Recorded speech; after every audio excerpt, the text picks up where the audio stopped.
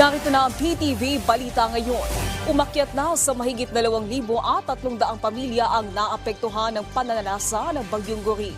Sa report ng National Disaster Risk Reduction and Management Office, karamihan sa mga ito ay mula sa Ilocos Region, Cagayan Valley, Calabarzon, Mimaropa, Western Visayas at Cordillera Administrative Region.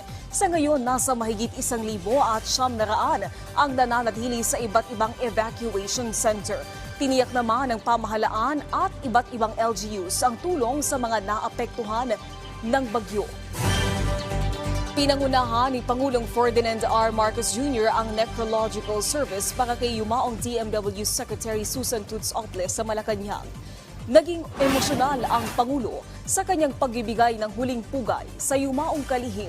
Ayon sa Pangulo, malaki ang nawala sa kanya sa mga Pilipino at sa bansang Pilipinas dahil sa pagpanaw ni Ople. Malaking puwang-anya ang iniwan ng kalihim hindi lamang sa kanyang pamilya, kundi sa milyon-milyong overseas Filipino workers na kanyang natulungan.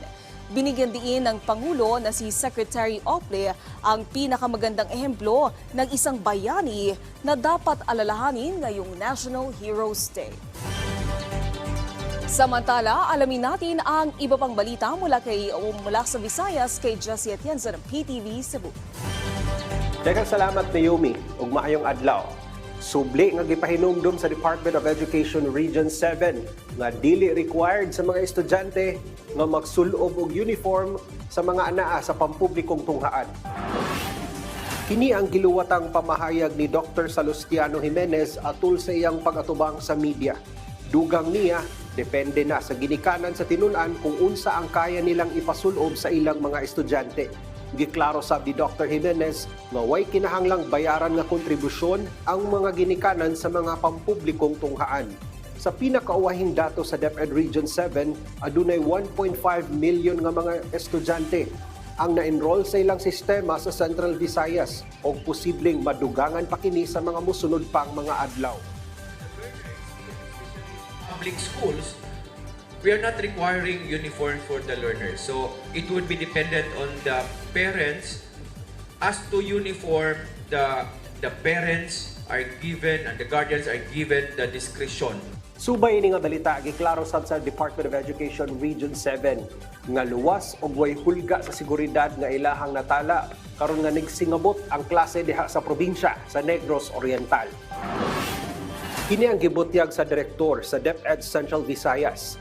Kini human sa pipila ka buwan pa lang ang milabay human sa dugoong pagpatay sa kanhi gobernador sa Negros Oriental nga si Ruel Degamo og laing 8 pang biktima. Bisan pa man sa maong balita, nakig-alayon gihapon ng Department of Education ngadto sa kapulisan aron pagsiguro nga luwas ang pagpahigayon sa pag-abli sa klase. Dugang sa kadagkuan sa DepEd Region 7 nga padayon ang maayong koordinasyon nila ngadto sa mga opisyal sa kagamhanan sa probinsya sa Negros Oriental, lakip na ang mga anaa sa barangay.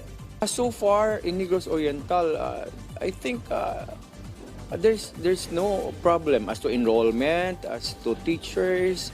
I did not receive any report about dangers because I personally even keep on visiting Negros Oriental. That's why I said we had our mancoms in Canlaon, then this time Negros Oriental as well. So this tomorrow. So far, according to our superintendents, they're all safe. So that's why I said I'm so grateful, especially our politicians as well in Negros Oriental, because in terms of education, all of them are supporting really. At yan ang mga huling balita mula sa PTV Cebu. Ako si Jessie Atienza. Balik sa iyo, Naomi. Maraming salamat, Jessie Atienza. At yan ang mga balita sa oras na ito. Para sa iba pang update, follow at ilike kami sa aming Facebook at Twitter accounts at PTVPH.